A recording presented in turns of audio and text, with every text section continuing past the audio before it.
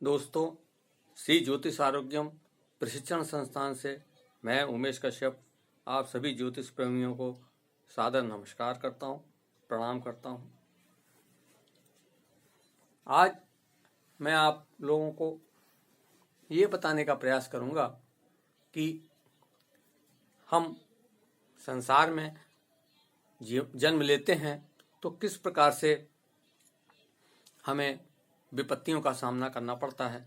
धन के अभाव में हमें लोगों से समय समय पर उधार लेने का प्रयास करना पड़ता है, जिससे वापस में धन लौटाने के वक्त हो सकता है कभी आपस में मन मुटाव भी हो जाता है तथा संसार में आंख नीची करके जीवन यापन करना पड़ता है।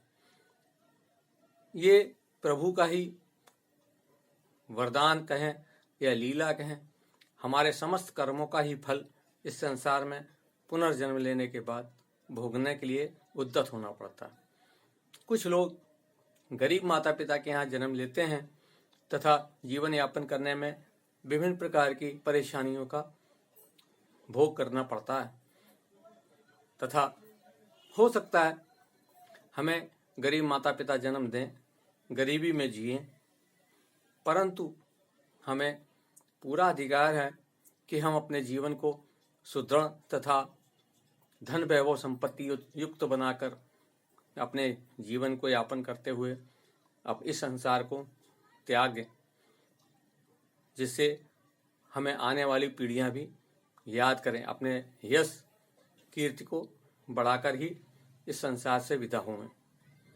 आइए यहाँ पर मैं आप लोगों को कुछ ऐसे योग बताने का प्रयास कर रहा हूँ जो आपकी कुंडली में उपस्थित होते हुए भी आप प्रयास न करके उसको व्यर्थ में ही जाने देते हैं। तो हम यहाँ पर आपको अतुल धन योग किस प्रकार से बनता है उसके बारे में बताएंगे।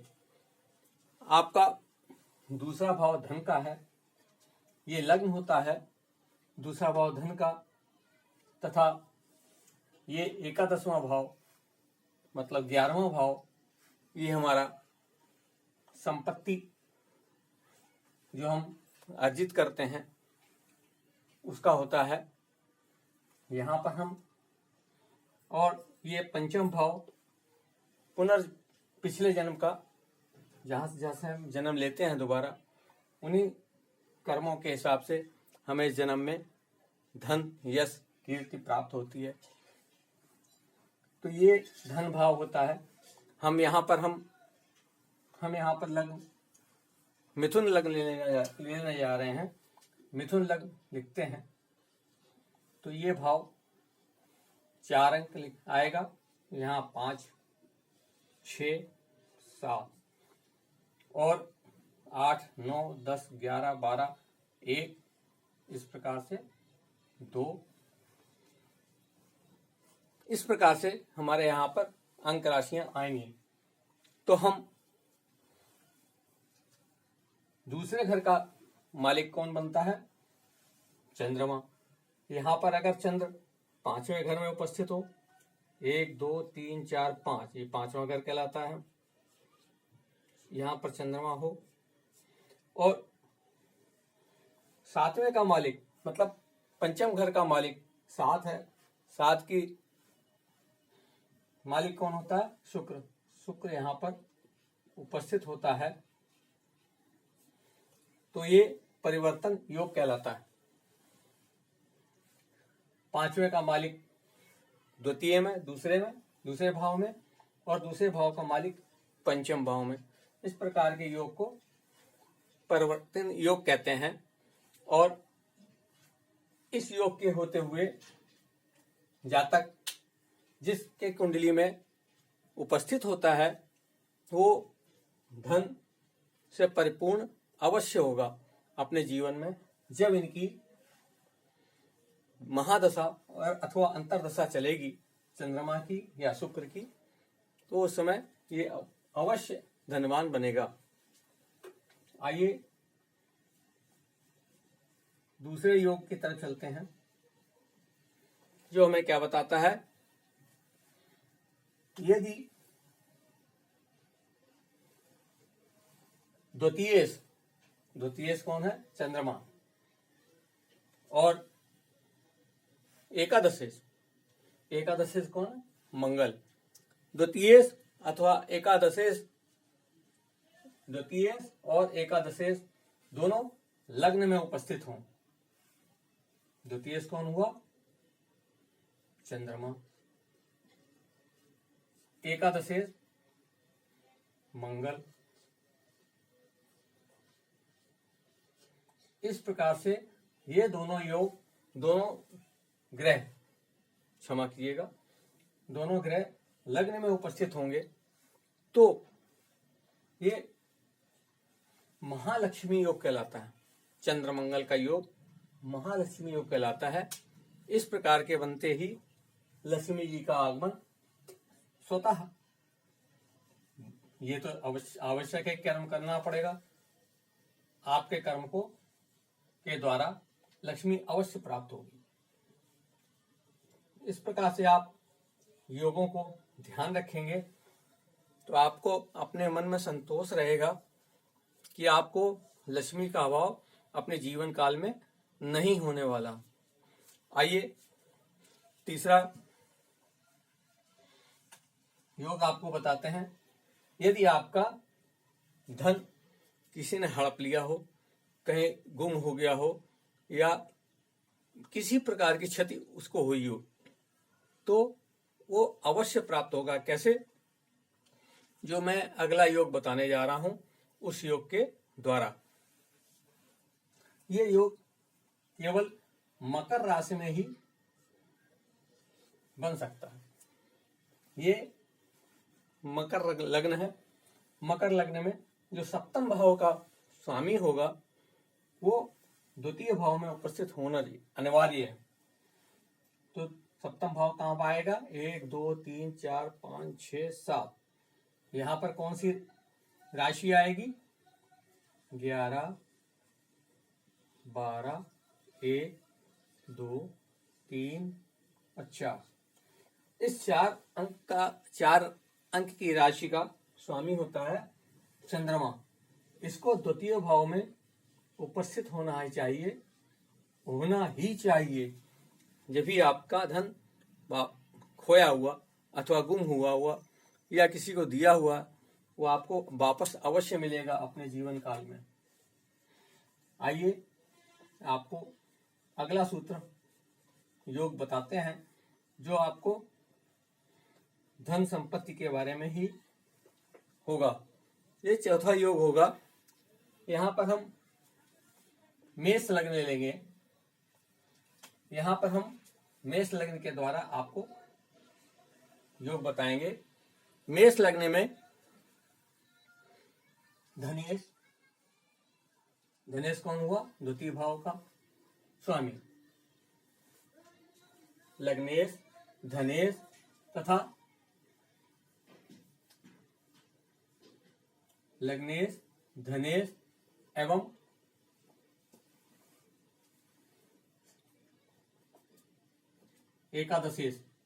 एकादशेश में कौन सा भाव आएगा? 11।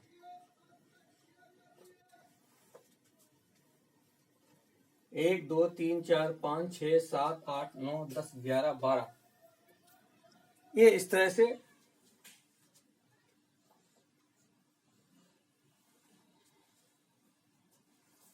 तीन 4 5 6 7 8 9 12।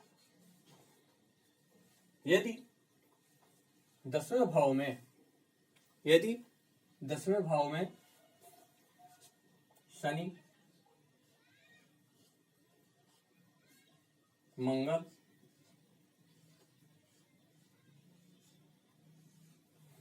की युति हो, अर्थात शनि भी यहां पर ससयोग बनाएगा, मंगल उच्च का होगा तथा भाग्येश भी अपने भाव में होना चाहिए अर्थात गुरु।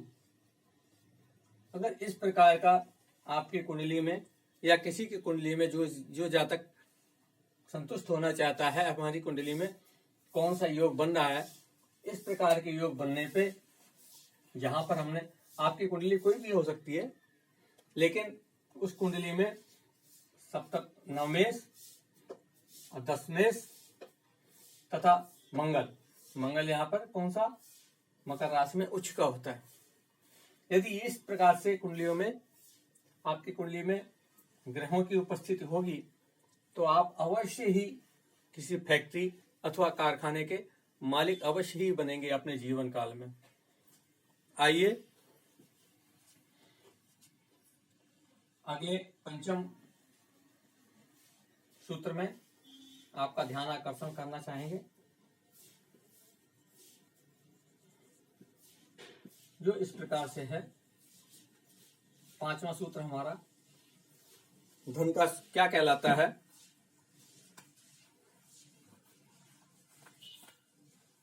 यदि 10वें भाव में, हम यहां पर पुनः मेष राशि को दर्शाएंगे। यदि 10वें भाव में यहां पर कौन सा अंक आएगा, 10, 1 2 3 4 5 6 7 8 9 10 11 12। यदि यहां 10वें भाव में लग्नेश कौन हुआ,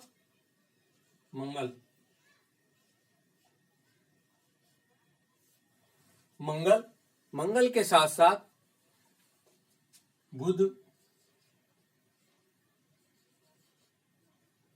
गुरु,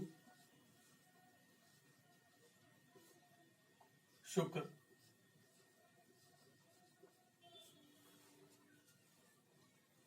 उपस्थित होंगे तो ये ऐसे जातक के पास किसी भी चीज की जीवन भर में कमी नहीं रहेगी, अर्थात किसी प्रकार का अभाव ना होकर सुख संपत्ति, वैभव, यश, संपदा सब कुछ प्राप्त हो जाएगा। यहाँ पर हम आपको समझाने का प्रयास करेंगे कि ये मंगल कहाँ, लग्नेश है। बुध जो आपका है वो सौम्य ग्रह कहलाता है। वो साहस 3 4 5 6 7 8 9 10 और 11 और 12। बुध हमारा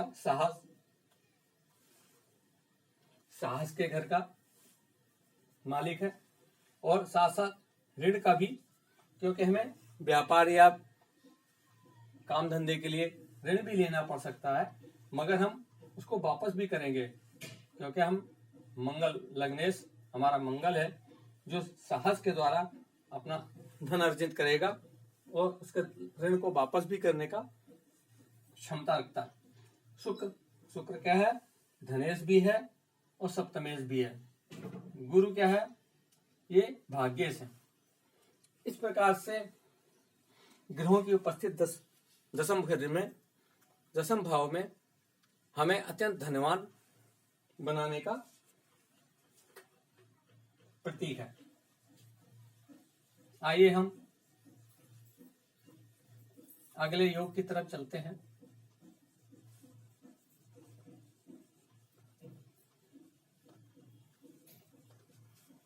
यदि आप लोगों को हमारा प्रोग्राम अच्छा लगे, चैनल को सब्सक्राइब करें और लाइक करें, तथा आवश्यकता पड़े अपने दोस्तों को बताना हो, अपने रिश्तेदारों को बताना हो तो शेयर भी कर सकते हैं। धन्यवाद। इसी प्रकार से हम अगला सूत्र बताते हैं, योग बता रहे हैं, जो आपको किसी भी स्थिति में आपको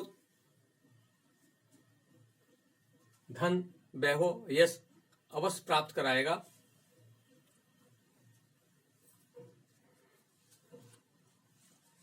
जो कि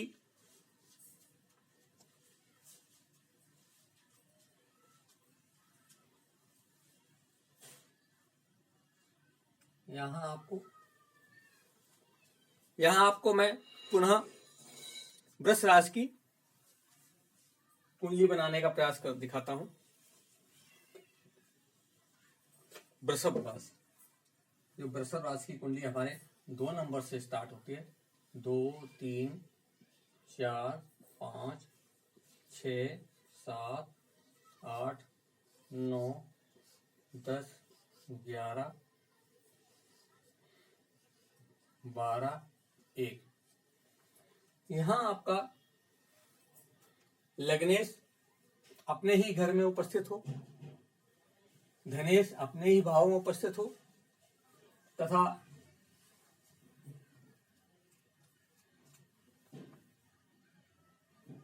धन भाव का स्वामी धनेश, लग्न का स्वामी लग्नेश तथा ये धन भाव के यहां प्राप्त होता जो धन हम अर्जित करते हैं उसका स्वामी भी अपने घर में हो तो 12 मीन राशि कहलाती है। मीन राशि का स्वामी गुरु, लग्न का स्वामी शुक्र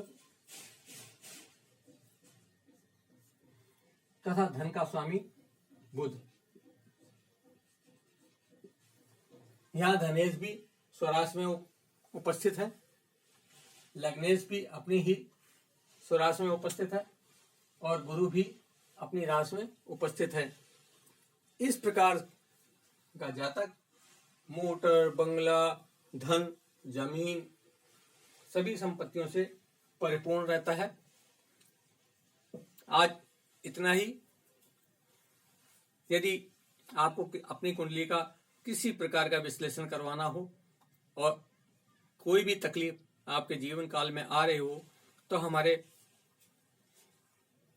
व्हाट्सएप नंबर 7988678324 पर संपर्क कर सकते हैं तथा उचित दक्षिणा प्रदान कर हमें अनुग्रहित कर सकते हैं। आज इतना ही। नमस्कार, प्रणाम, धन्यवाद।